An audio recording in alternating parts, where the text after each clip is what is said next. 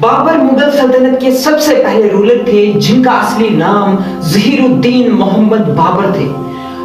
उनकी वालिद की वफात के बाद वो 11 साल की उम्र में ही उन्हें बादशाह का क्राउन पहना दिया गया।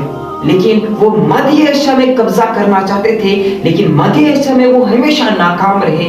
नजर पड़ती है भारत पर, जहाँ पे इब्राहिम लोदी, राणा संगा और दौलत खान लोदी का वहां पे रूल चल रहा होता है। उसके बाद ये एक अच्छे मौके की तलाश में होता है भारत में आने के लिए, भारत में एंटर होने के लिए, और वो गुड अपॉर्चुनिटीज जो है वो इसे मिलती है राणा सिंगा और दौलत खान लोदी से। जब वो इसे इनवाइट करते हैं हिंदुस्तान में आने के लिए और इब्राहिम लोदी को हराने के लिए, क्योंकि उनका डिस्प्यूट्स इब्राहिम लोदी के साथ अच्छा नहीं होता है, और बाबर भी इसी मौके का फायदा उठा के वो हिंदुस्तान में आता है और इससे बाबर की सबसे पहली बैटल ऑफ पानीपत जो 1526 में लड़ी गई इब्राहिम लोदी के साथ। और इसमें क्या होता है कि बाबर के पास सिर्फ 13,000 सैनिक होते हैं, इसके पास 13,000 सोल्जर्स होते हैं, और अगर इब्राहिम लोदी की बात करें तो इसको 1 लाख प्लस इसके पास सैनिक हुआ करते थे। उसके बाद लेकिन बाबर के पास एक पावरफुल वेपन था, वो थी उसकी तोफे। उसके पास बाबर के पास 10 तोहफे थी, और जिसके जरिए से इसके अंदर इतनी कॉन्फिडेंस था कि ये इब्राहिम लोदी की सल्तनत को उजाड़ के रख देगा, उसकी क्राउन को उठा के फेंक देगा। तो उसके जरिए से, लेकिन इब्राहिम लोदी को इसके बारे में जानकारी नहीं थी।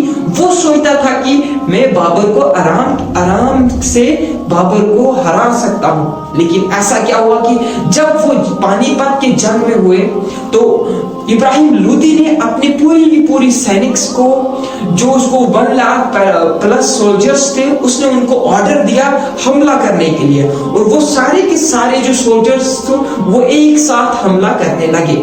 जब एक साथ वो हमला करने लगे, बाबर ने अपने सैनिकों को, तोफ वाले सैनिकों को हुक्म दिया कि वो तोहफे जारी करें। और जब उन पे तोहफे गिरने लगी, उनके पास एलिफेंट्स हुआ करते थे, हॉर्स थे, जिनसे वो फाइट करते। या अगर दूसरी तरफ देखे, बाबर के पास नहीं कोई हाथी, नहीं कोई एलिफेंट्स, ना कुछ, लेकिन यहाँ पे इब्राहिम लोदी के पास एलिफेंट्स थे।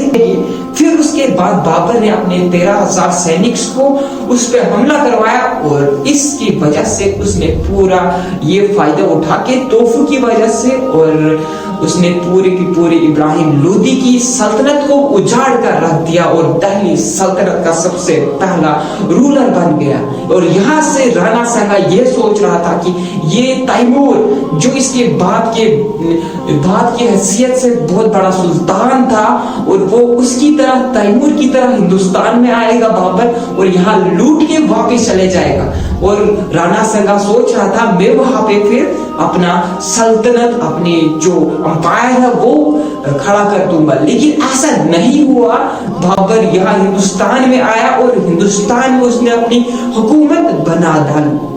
उसके बाद ये सेकंड बैटल लड़ता है 1527 में, ये बैटल ऑफ खानवा, जो राणा संगा के साथ इनकी फाइट होती है, और इसमें भी बाबर जीत जाते हैं। तोफ का इस्तेमाल करके, जो सबसे बड़ा वेपन है, जो शुरुआत होती है तोफ की, वो मुगल सुल्तानत, मुगल अंपायर बाबर शुरुआत करता है।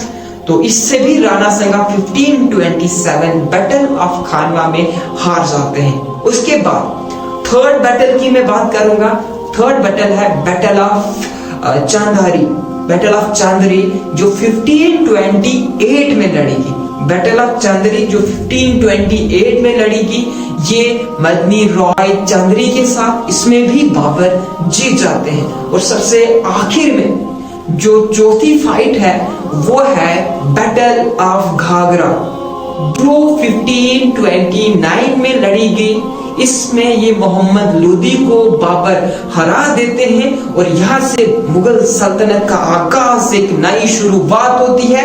Battle of Chanderi, battle of Khanwa, battle of Ghaghra और बैटल ऑफ पानीपत, इसके बाद बाबर जो है 1529 में इसने लास्ट बैटल लड़ी थी और 1530 में बाबर का इंतकाल हो जाता है और इसी के जरिए से एक दिल्ली, इसी के जरिए से मुगल सल्तनत का आगाज होता है, उसकी शुरुआत होती है, उसकी हुकूमत होती है इस हिंदुस्तान में, इस भारत में।